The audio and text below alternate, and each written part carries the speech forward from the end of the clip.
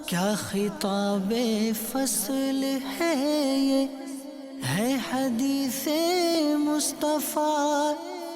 حیرتوں میں عقل ہے یہ، ہے حدیث مصطفیٰ۔ الحمدللہ رب العالمین والصلاة والسلام علی سید الانبیاء والمرسلین، اما بعد فاعوذ باللہ من الشیطان الرجیم، بسم اللہ الرحمن الرحیم۔ الصلاة والسلام علیک یا رسول اللہ وعلی آلک واصحابک یا حبیب اللہ۔ الصلاة والسلام علیک یا نبی اللہ وعلی آلک واصحابک یا نور اللہ۔ الحمدللہ عز وجل،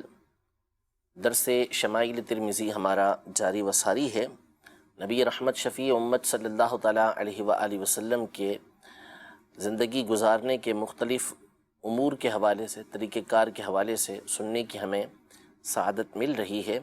اپنے پچھلے سلسلے میں نبی کریم صلی اللہ تعالیٰ علیہ وسلم کے گفتگو کرنے کے انداز کے بارے میں کچھ ہم نے سنا تھا کہ حضور اکرم صلی اللہ تعالیٰ علیہ وسلم کس طرح گفتگو فرمایا کرتے تھے۔ آج جو ہم نے سننا ہے شمائل ترمذی میں، وہ ہے نبی کریم صلی اللہ تعالیٰ علیہ وآلہ وسلم کے مبارک چہرے کی مسکراہٹ، کہ نبی کریم صلی اللہ تعالیٰ علیہ وآلہ وسلم جو مسکرایا کرتے تھے وہ کیسا مسکرانا تھا، اور آپ علیہ الصلوۃ والسلام کس قدر مسکرایا کرتے تھے، اس بات کو صحابہ کرام علیہم رضوان نے خصوصیت کے ساتھ ذکر کیا ہے۔ اصل یہ ہے کہ نبی کریم صلی اللہ تعالیٰ علیہ وآلہ وسلم کی جو ذات گرامی ہیں، آپ علیہ الصلوۃ والسلام کو اللہ تبارک و تعالیٰ نے سیرت و صورت ایسی عطا فرمائی کہ جس سے لوگوں کے غم دور ہو جاتے ہیں،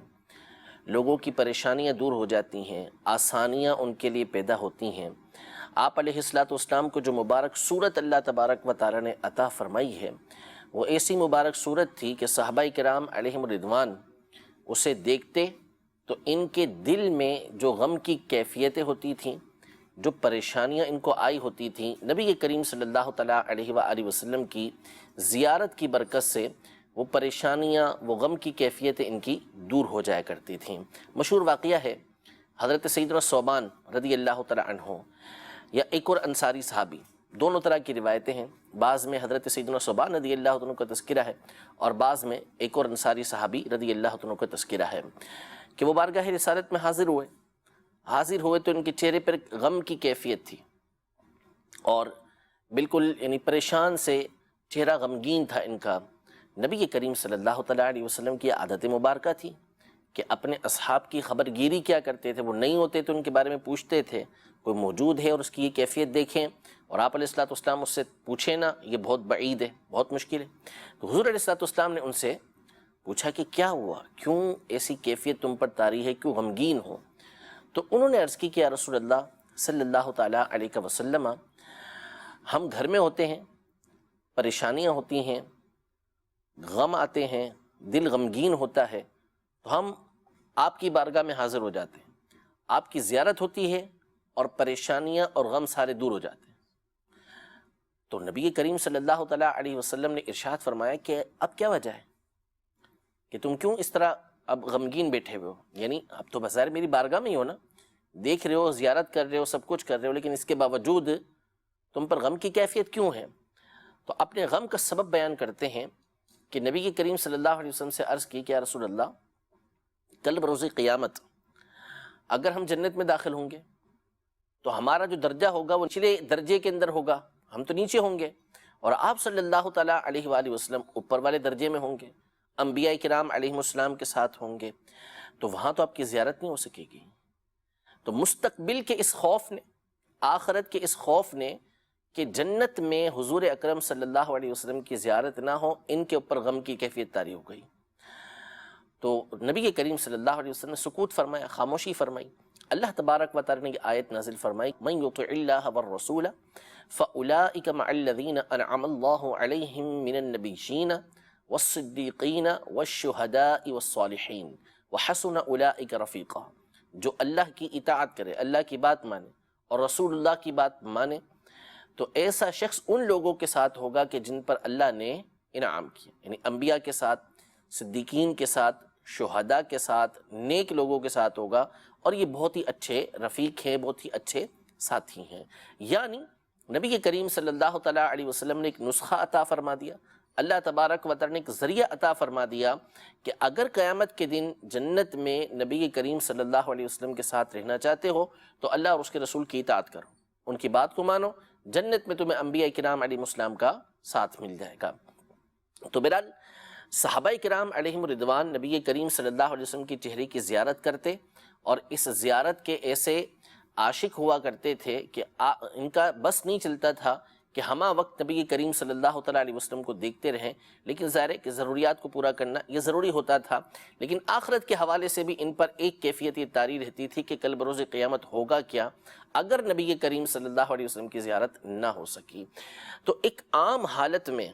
جب نبی کریم صلی اللہ علیہ وسلم کی زیارت کی جائے تو یہ برکتیں نصیب ہوں، تو جب ایسے خوبصورت چہرے کے اوپر مسکراہٹ آئے، تبسم آئے نبی کریم صلی اللہ علیہ وسلم کے مبارک چہرے پر، تو اس وقت نبی کریم صلی اللہ علیہ وسلم کے چہرہ مبارکہ کا عالم کیا ہوگا۔ اور بالخصوص جب کوئی واقعہ پیش آئے، جب کوئی بات پیش آئے اور اس پر نبی کریم صلی اللہ تعالیٰ علیہ وسلم اس کثرت کے ساتھ مسکرائیں کہ آپ کی مبارک داڑھی نظر آئیں، تو اس وقت نبی کریم صلی اللہ علیہ وسلم کے حسن و جمال کا عالم کیا ہوگا، اور صحابہ کرام علیہم رضوان اس وقت کیسی کیفیت کے اندر ہوتے ہوں گے یہ وہی جانتے ہیں۔ تو نبی کریم صلی اللہ تعالیٰ علیہ وسلم کثرت کے ساتھ مسکرایا کرتے تھے۔ البتہ یہاں یہ تفصیل جاننا ضروری ہے، ویسے تو جو عربی زبان ہے اس کو اللہ نے بڑی وسعت دی ہے، اور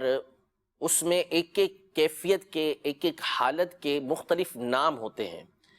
اردو زبان یا کسی اور زبان کے اندر ایسی وسعت نہیں ہے کہ ہر کیفیت کے، ہر حالت کے الگ الگ نام ہوں، ورنہ عربی میں مسکراہٹ کے لیے، ہنسنے کے لیے، قہقہ لگانے کے لیے، اور کس بنیاد پر آپ کو ہنسی آئی ہے، کس وجہ سے ہنسی آئی ہے، اس کے لیے الگ الگ نام ہیں،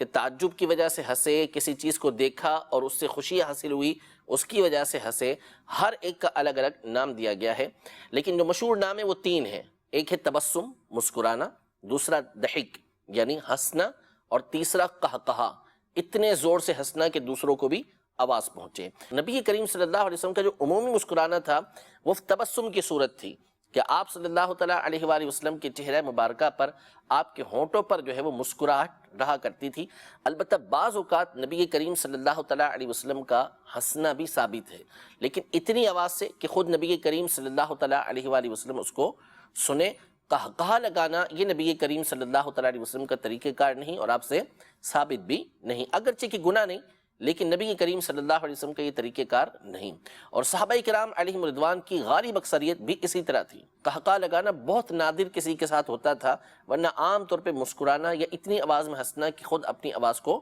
سن سکے، یہ ان کا طریقہ کار ہوتا تھا۔ اس کے علاوہ اور ایک بات کہ حضور اکرم صلی اللہ تعالیٰ علیہ وآلہ وسلم اس کثرت کے ساتھ مسکراتے تھے۔ ایک تو اس میں جو طلاقت وجہ ہے، یعنی کسی کے ساتھ خندہ پیشانی کے ساتھ ملنا،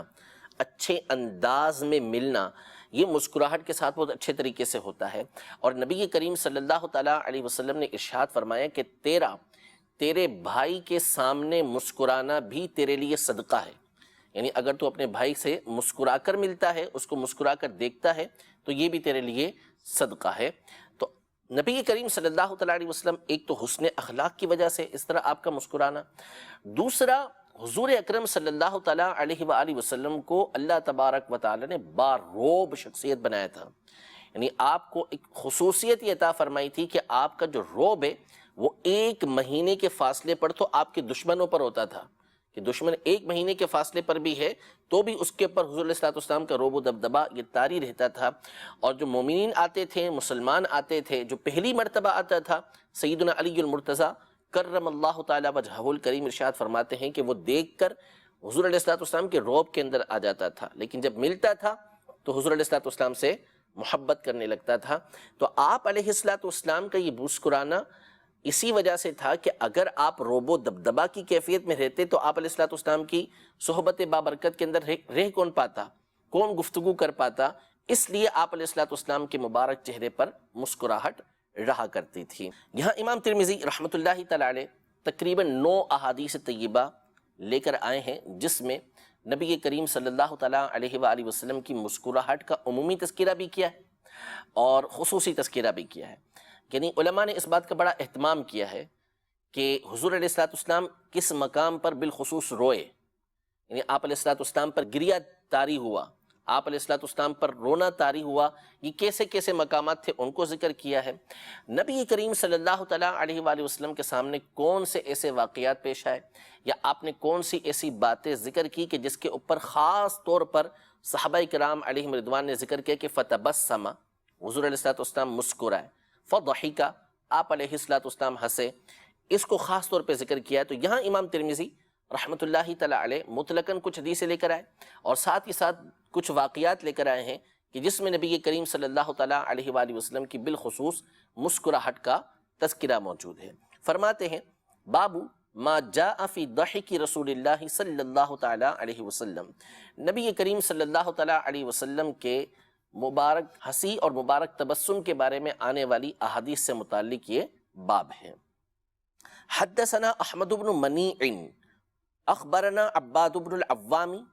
اخبرنا الحجاج وهو ابن ارطاطہ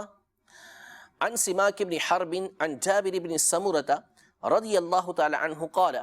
كان في ساق رسول الله صلی اللہ تعالی علیہ وسلم حموشة وكان لا يضحك الا تبسما فكنت اذا نظرت اليه قلت اكحل العينين وليس باكحل، یعنی حضرت سیدنا جابر بن سمرہ رضی اللہ تعالیٰ عنہ یہ فرماتے ہیں کہ نبی کریم صلی اللہ تعالیٰ علیہ وآلہ وسلم کی جو مبارک پنڈلی تھی اس کے اندر کچھ یعنی بہت بھاری نہیں تھی، وہ اس کے اندر کچھ باریک پن تھا، یعنی بہت زیادہ موٹی نہیں، بہت زیادہ باریک نہیں تھی، یعنی خوبصورت آپ صلی اللہ تعالیٰ علیہ وسلم کی پنڈلی تھی، اور آپ صلی اللہ تعالیٰ علیہ وآلہ وسلم جب بھی ہنستے تو مسکراہٹ کے ساتھ ہنسا کرتے تھے۔ وَكَانَ لَا يَضْحَكُ إِلَّا تبسماً، آپ علیہ السلام کو جب ہنسی کا کوئی معاملہ پیش آتا تو آپ کے چہرے پر مسکراہٹ ہوا کرتی تھی۔ فرماتے ہیں کہ جب بھی میں حضور علیہ السلام کی طرف دیکھتا تو میں یہ عرض کرتا کہ آپ علیہ السلام نے اپنی آنکھوں میں سرما لگایا ہوا ہے، یعنی سرمگی آنکھیں آپ علیہ السلام کی، حالانکہ نبی کریم صلی اللہ علیہ وسلم نے اس وقت سرما نہیں لگایا ہوتا تھا، یعنی بغیر سرما لگائے بھی نبی کریم صلی اللہ تعالیٰ علیہ وسلم کی جو مبارک آنکھیں تھیں وہ سرمے والی ہی محسوس ہوا کرتی تھی، اگرچہ کہ حضور علیہ السلام علیحدہ سے سرما بھی لگایا کرتے تھے، جس کا تذکرہ پیچھے ابواب کے اندر گزر چکا ہے۔ حدثنا قتیبۃ بن سعید قال اخبر ابن لہیعۃ عن عبید اللہ بن المغیرۃ عن عبد اللہ بن الحارث بن جزء رضی اللہ تعالی عنہ قال ما رأيت احدا اکثر تبسما من رسول اللہ صلی اللہ تعالی علیہ وسلم، یعنی حضرت عبداللہ بن حارث بن جز رضی اللہ تعالی عنہ روایت کرتے ہیں، آپ فرماتے ہیں کہ میں نے رسول اللہ صلی اللہ تعالی علیہ وآلہ وسلم سے بڑھ کر کسی کو بھی مسکرانے والا نہیں دیکھا، یعنی سب سے بڑھ کر جو مسکرانے والا میں نے دیکھا ہے وہ نبی کریم صلی اللہ تعالی علیہ وآلہ وسلم کی ذات گرامی کو دیکھا ہے۔ مزید فرماتے ہیں حدثنا احمد بن خالد الخلال حدثنا يحيى بن اسحاق السيلحاني قال حدثنا ليث بن سعد عن يزيد بن ابي حبيب عن عبد الله بن الحارث رضي الله تعالى عنه قال ما كان ضحك رسول الله صلى الله تعالى عليه وسلم الا تبسما، وہی بات جو حضرت جابر بن سمرہ رضی اللہ تعالی عنہ نے فرمائی تھی، یہ بھی یہی ارشاد فرماتے ہیں کہ نبی کریم صلی اللہ تعالی علیہ وآلہ وسلم کا جو ہنسنا تھا وہ عمومی طور پر مسکرانا تھا، عمومی طور پر مسکرایا کرتے تھے۔ بعض اوقات آپ علیہ السلام کی ہنسی کی آواز جو خود آپ سنا کرتے تھے کہا نہیں لگایا کرتے تھے۔ قال ابو عیسیٰ هذا حدیث غریب من حدیث لیث بن سعد۔ اب واقعہ بیان کرتے ہیں امام ترمذی رحمۃ اللہ تعالی علیہ، فرماتے ہیں حدثنا ابو عمار حسین بن حریث قال حدثنا وکیع قال حدثنا الاعمش عن المعرور بن سوید عن ابی ذر رضی اللہ تعالی عنہ قال قال رسول اللہ صلی اللہ تعالی علیہ وسلم، یعنی سیدنا ابو ذر غفاری رضی اللہ تعالی عنہ روایت کرتے ہیں کہ رسول اللہ صلی اللہ تعالی علیہ وآلہ وسلم نے ارشاد فرمایا انی لأعلم اول رجل يدخل الجنہ، میں اس شخص کو بھی جانتا ہوں کہ جو جنت کے اندر سب سے پہلے داخل ہوگا، وآخر رجل یخرج من النار، اور اس شخص کو بھی جانتا ہوں کہ جہنم سے سب سے آخر میں نکالا جائے گا. یعنی جہنم سے جو آخر میں نکالے جانے والے افراد ہوں گے ان میں سے ایک یہ شخص ہوگا. حضور علیہ الصلوۃ والسلام اس کو بھی جانتے ہیں. اب اس کا معاملہ بیان کرتے ہیں کہ اس کا معاملہ ہوگا کیا. کہ یؤتی بالرجل یوم القیامہ، یہ شخص جو جہنم کے اندر تھا، جس کو نکالا گیا جہنم سے، اس کو لایا جائے گا قیامت کے دن. فیقال، اور کہا جائے گا، یعنی اللہ تبارک و تعالی ملائکہ سے ارشاد فرمائے گا کہ اعرضوا علیہ صغار ذنوبہ ویخبأ عنہ کبارہا، کہ اس کے سامنے جو ہے اس کے چھوٹے چھوٹے گناہوں کو پیش کرو، صغیرہ گناہوں کو پیش کرو، اور جو بڑے بڑے گناہ ہیں وہ اس سے چھپا کر رکھو. چھوٹے جو صغیرہ گناہ کہلاتے ہیں وہ اس کے سامنے بیان کیے جائیں گے، بڑے بڑے گناہ اس سے چھپائے جائیں گے. فیقال لہ عملت یوم کذا کذا وکذا، تو نے فلاں دن یہ عمل کیا تھا، یعنی یہ برائی کی تھی، صغیرہ گناہ ذکر کیا جائے گا، یہ والی برائی کی تھی، یہ والی برائی کی تھی. وہو مقر، وہ اقرار کرے گا، لا ینکر، انکار نہیں کرے گا. وہو مشفق من کبارہا، یہ تو ہو رہے تھے چھوٹے چھوٹے گناہ بیان، لیکن وہ ڈر رہا ہوگا کہ کہیں بڑے گناہ میرے بیان ہوں گے تو ہوگا کیا. یہ تو چھوٹے سے گناہ ہیں، میں نے تو بڑے بڑے گناہ کیے ہیں، اسی وجہ سے تو جہنم میں جل رہا ہے اور سب سے آخر کے اندر اس کو نکالا جا رہا ہے. وہو مشفق من کبارہا، ڈر کیا ہے کہ کہیں بڑے گناہ پیش نہ ہو جائے، وہ بیان نہ کیے جائیں. فیقال، تو کہا جائے گا اعطوہ مکان کل سیئۃ عملھا حسنۃ، یعنی اس کو ہر وہ گناہ جو اس نے کیا ہے اس کے بدلے نیکی دے دو، ثواب دے دو اس کو. تو سارے گناہ جو اس کے بتائے گئے تھے، اب چھوٹے چھوٹے گناہ تھے، ان کے بدلے تو نیکی کا اعلان ہو گیا، یعنی اس کے بدلے اس کو جنت کے اندر نعمتیں مل جائیں گی، مقام مل جائے گا. ڈر رہا تھا کہ بڑے بڑے گناہ کہیں میرے سامنے نہ آ جائیں، تو اب بے اختیار کے اٹھے گا. فیقول ان لی ذنوبا لا اراھا ہاہنا، ہاں یا اللہ میں نے تو بڑے بڑے گناہ کیے تھے، وہ مجھے نظر ہی نہیں آ رہے یہاں پر. تو پہلے کیا تھا، ڈر تھا کہ بڑے گناہ یہ پیش نہ ہو جائیں. اب جب اللہ تبارک و تعالیٰ کی رحمت دیکھی کہ ہر چھوٹے گناہ کے بدلے تو مجھے نیکی مل گئی، بڑے بڑے گناہ کے بدلے بھی مل جائے گی، تو کہا کہ وہ جو گناہ میں نے کیے تھے وہ نظر نہیں آ رہے.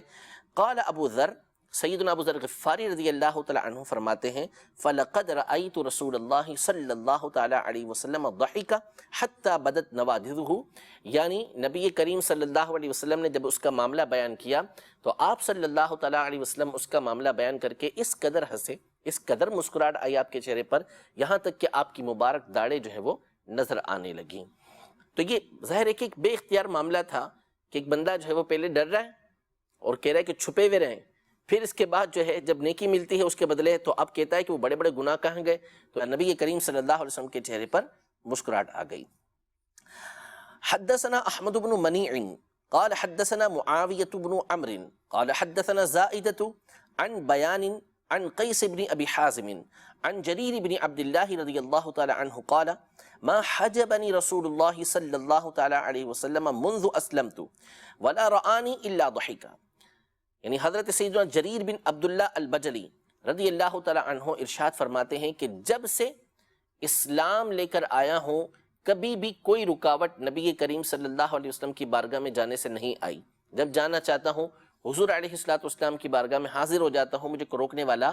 نہیں ہوتا. اور جب بھی میں نے یا نبی کریم صلی اللہ تعالیٰ علیہ وآلہ وسلم نے مجھے دیکھا تو آپ علیہ السلام مسکرا رہے تھے، آپ کے چہرے پر مسکراہٹ تھی.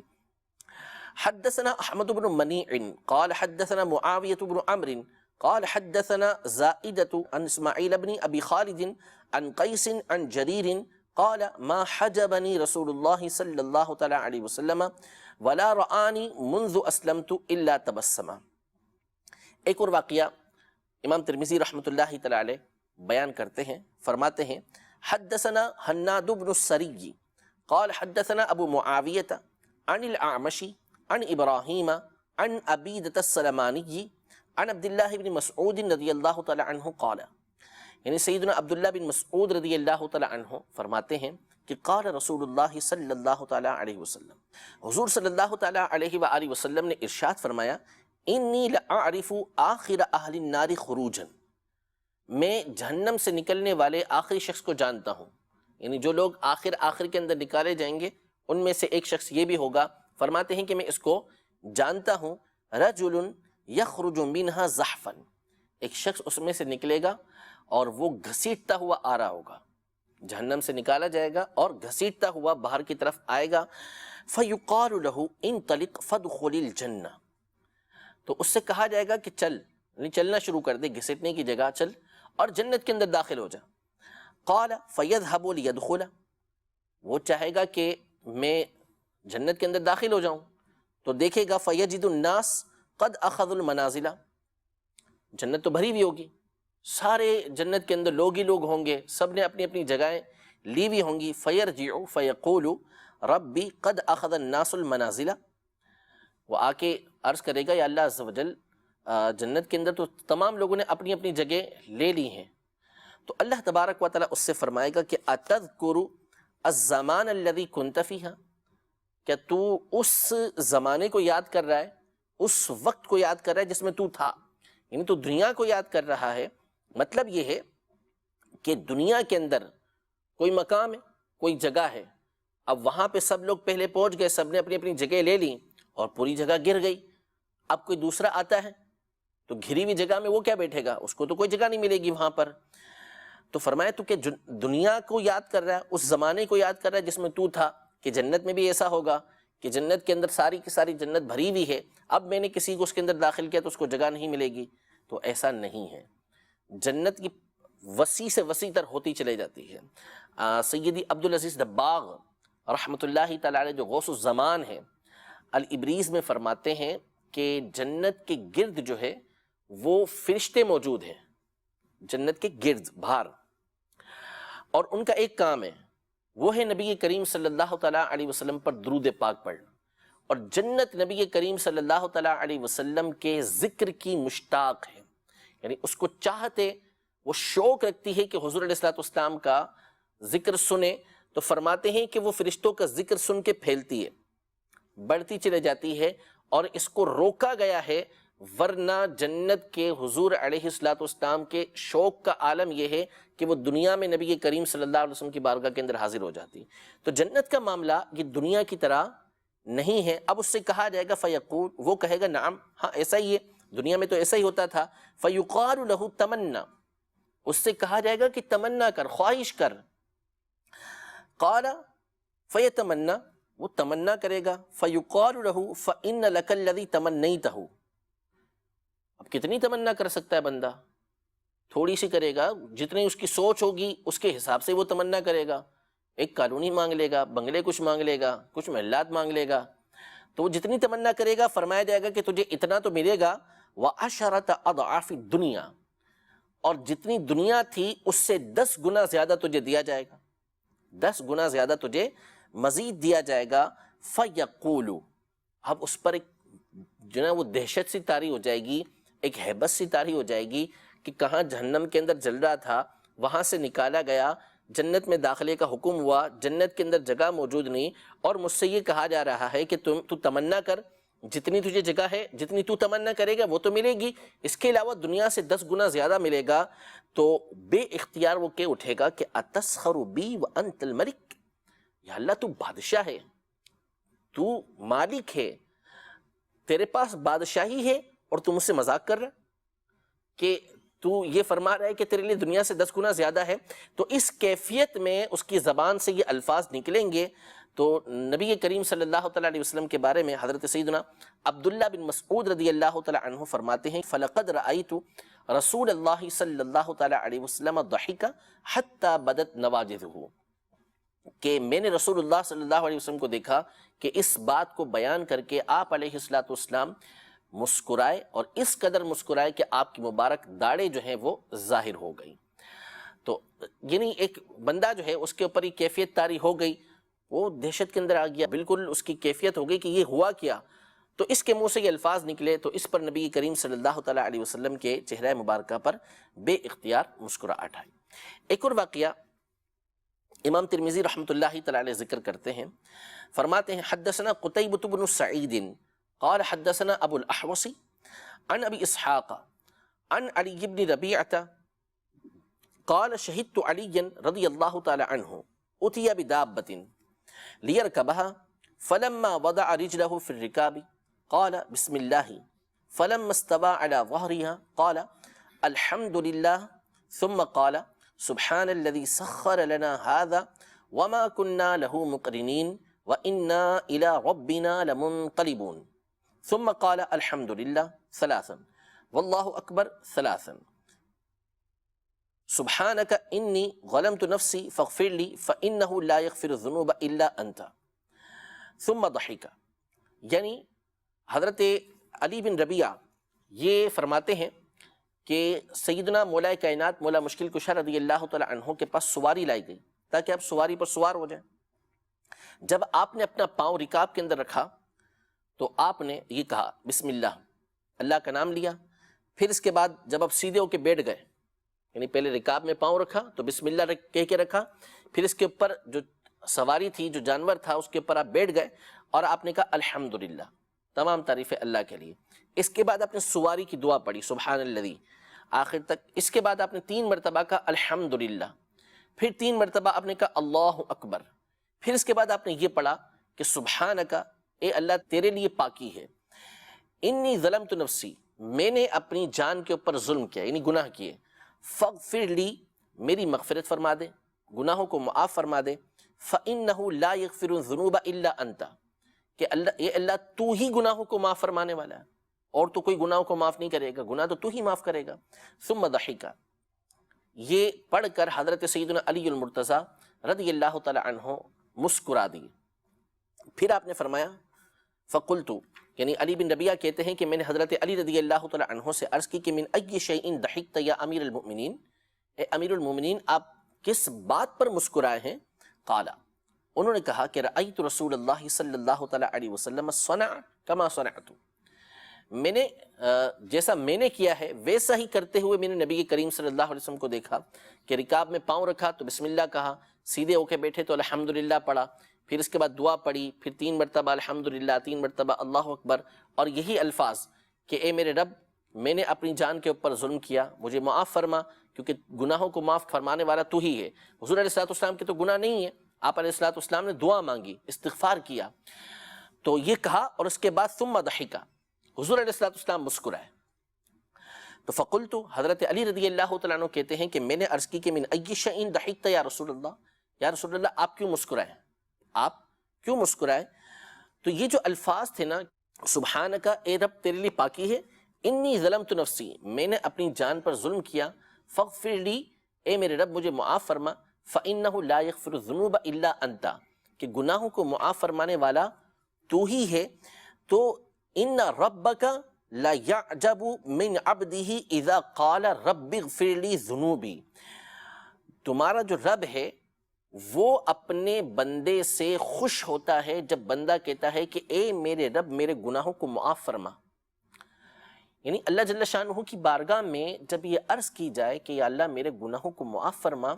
تو اللہ تبارک و تعالیٰ اس سے راضی ہوتا ہے. اللہ تعالیٰ کو یہ بات پسند ہے. کیوں؟ اس لیے پسند ہے کہ یعلم انہ لا یغفر الذنوب احد غیرہ، یعنی بندہ اس بات کو جانتا ہے،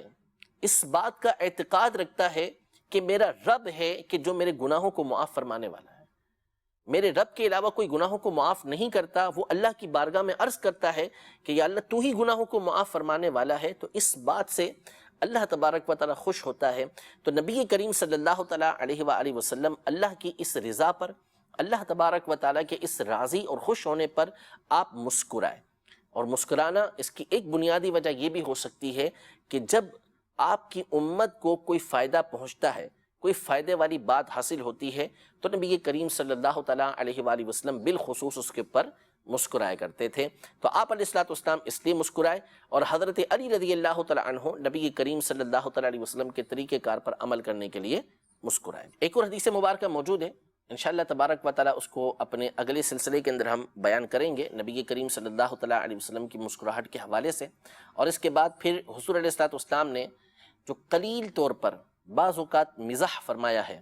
جس سے کسی کی دل آزاری نہ ہو بلکہ دل خوش ہو،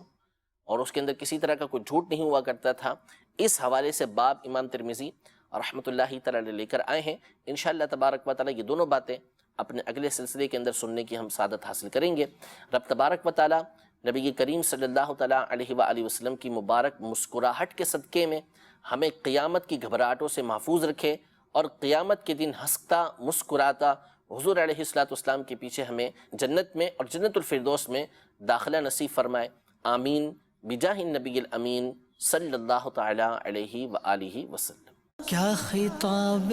فصل ہے یہ، ہے حدیث مصطفیٰ، حیرتوں